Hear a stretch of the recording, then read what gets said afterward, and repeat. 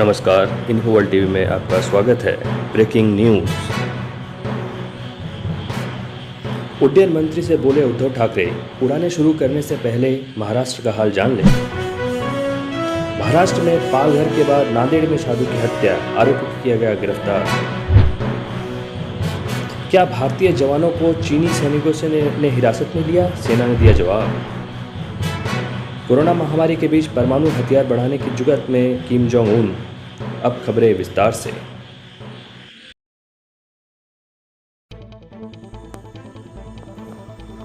महाराष्ट्र के मुख्यमंत्री उद्धव ठाकरे ने राज्य में घरेलू उड़ानों की शुरुआत पर कहा कि उन्होंने नागरिक उड्डयन मंत्री हरदीप सिंह पुरी से इस संबंध में बातचीत की है।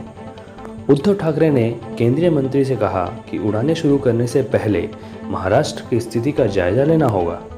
हम भी हवाई यात्रा की शुरुआत करना चाहते हैं, लेकिन किस तरह से यात्री एयरपोर्ट के अंदर दाखिल होंगे और किस तरह से एयरपोर्ट को स्टाफ को काम करेगा, इन सब की जांच की जाएगी। सीएम उद्धव ठाकरे ने केंद्रीय मंत्री हरदीप सिंह पुरी से कहा है, जब तक मुंबई एयरपोर्ट के संचालन की प्रक्रिया दुरुस्त नहीं हो जाती, उन्हें कम से कम उड़ानें महाराष्ट्र से गुजारनी चाहिए।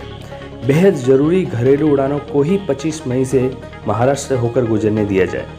सीएम उद्धव ने केंद्रीय मंत्री से कहा कि विदेशी यात्रियों के ट्रांसफ़र, मेडिकल इमरजेंसी, छात्रों की वापसी और दया की स्थिति में ही उड़ानों को अनुमति दी जाए।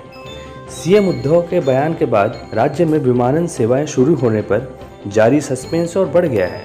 महाराष्ट्र सरकार सेवाएं शुरू करने में अब भी असमंजस की स्थिति में है। महाराष्ट्र में कोरोना वायरस के मामले तेजी से बढ़ रहे हैं। मुंबई और पुणे दोनों रेड जोन में आते हैं। ऐसे में फ्लाइट की शुरुआत होगी तो आने जाने वाले लोगों किस तरह से यात्रा करेंगे। देश में घरेलू उड़ानों की 25 मई से शुरुआत हो रही है। लगातार बढ़ रहे कोरोना वायरस संक्रमण के मामलों के बीच एयरपोर्ट पर कोरोना प्रोटोकॉल का पालन करना अनिवार्य होगा। सोशल डिस्टेंसिंग, मास्क, सैनिटाइजर समेत अन्य ज़रूरी इंतजामों पर गौर किया जाएगा। यात्रियों को आरोग्य सेतु ऐप भी डाउनलोड करना होगा। महाराष्ट्र के पालघर में साधुओं की निर्मम हत्या के बाद नांदेड़ में एक साधु की हत्या का मामला सामने आया है। ये मामला घटना नांदेड़ के उमरी तालुका का है, जहां बीती रात साधु की हत्या की वारदात हुई। पुलिस को आश्रम से थोड़ी दूर पर एक शव मिला। नांदेड़ पुलिस अधीक्षक विजय कुमार मगर ने इसकी जानकारी देते हुए कहा है कि शनिवार रात को नांदेड़ के उमरी में एक साधु का शव उनके आश्रम में मिला।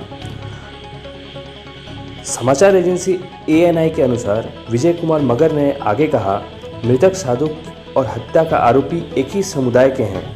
हत्या के मामले में कोई सांप्रदायिक एंगल नहीं है।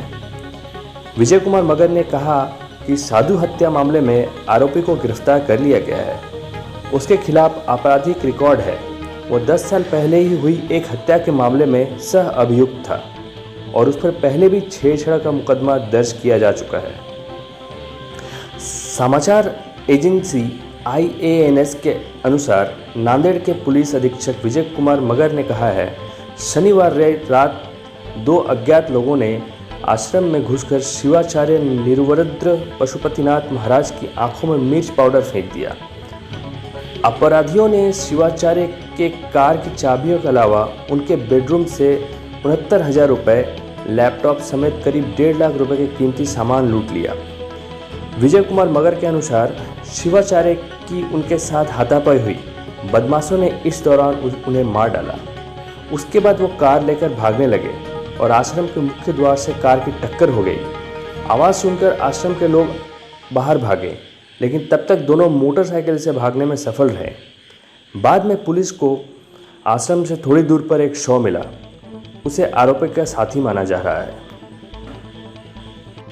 पिछले काफ़ी दिनों से भारत और चीन के बीच गर्मा गर्मी का माहौल बना हुआ है। इस बीच खबर आई थी कि भारतीय सेना और चीन के सैनिकों के बीच झड़प भी हुई है, जिसके बाद कुछ भारतीय जवानों को चीन से हिरासत में ले लिया गया है और फिर बाद में रिहा कर दिया गया है। अब सेना की ओर से आधिकारिक बयान जारी कर ऐसे किसी भी रिपोर्ट को नकार दिया गया है। इतना ही नहीं, सेना ने कहा है कि ऐसी खबरें राष्ट्रीय हितों को नुकसान पहुंचा सकती है। भारतीय सेना की ओर से कहा गया है कि चीन की ओर से भारतीय जवानों को हिरासत में नहीं लिया गया और न ही उनके हथियार छीने गए। सेना के प्रवक्ता अपने बयान से कहा कि हम स्पष्ट रूप से इसे इनकार करते हैं। ऐसी खबरें राष्ट्रीय हितों को नुकसान पहुंचा सकती है। पीटीआई के मुताबिक गलवान घाटी में चीन ने पिछले 2 सप्ताह के भीतर करीब 100 टेंट गाड़ दिए हैं। वहीं मशीनरी भी ला रहा है जो शायद बंकर्स बनाने में इस्तेमाल हो। भारत भी पेंगोंग झील और गलवान घाटी में सैनिकों की तैनाती लगातार बढ़ा रहा है। कई इलाकों में भारत की पोजीशन चीन से बेहतर है। चीन ने भारी संख्या में बॉर्डर डिफेंस रेजिमेंट BDR के जवानों को तैनात किया है। भारत ने भी मिरर डिप्लॉयमेंट की रणनीति अपनाई है। इसका मतलब यह है कि चीन जितनी मैन पावर और रिसोर्सेज लगाएगा, भारत भी उसी टोन में जवाब देगा। चीन ने सिर्फ सैनिक ही नहीं बुलाए, झील में नावों की संख्या भी बढ़ा दी है। हवाई निगरानों के लिए गलवान घाटी में हेलीकॉप्टर्स उड़ रहे हैं। द प्रिंट की एक रिपोर्ट के मुताबिक चीन ने करीब 1300 सैनिक यहां पर तैनात किए हैं। भारत भी उसी हिसाब से सैनिकों की तैनाती कर रहा है। उत्तर कोरियाई शासक किम जोंग उन एक बार फिर अपने देश की परमाणु क्षमता बढ़ाने की जुगत में है।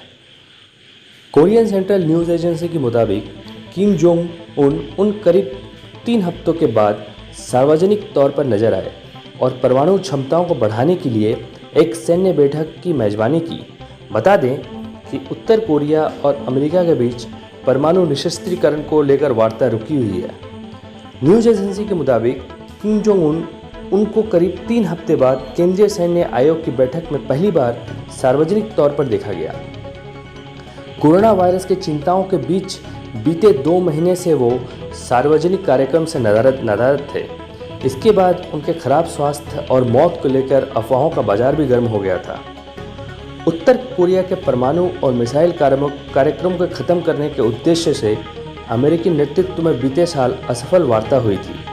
राष्ट्रपति डोनाल्ड ट्रंप खुद किम जोंग उन से मिले थे।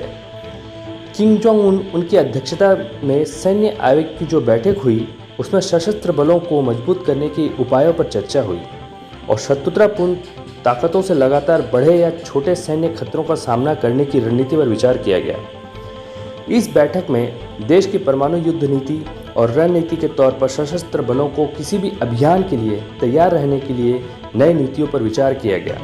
बैठक में तोपखाना टुकड़ी की मारक क्षमता में वृद्धि के उपायों पर भी बात हुई। ऐसे कई खबरों के साथ हम फिर हाजिर होंगे। तब तक हमारे साथ बने रहिए। चैनल को सब्सक्राइब जरूर करें। नमस्कार।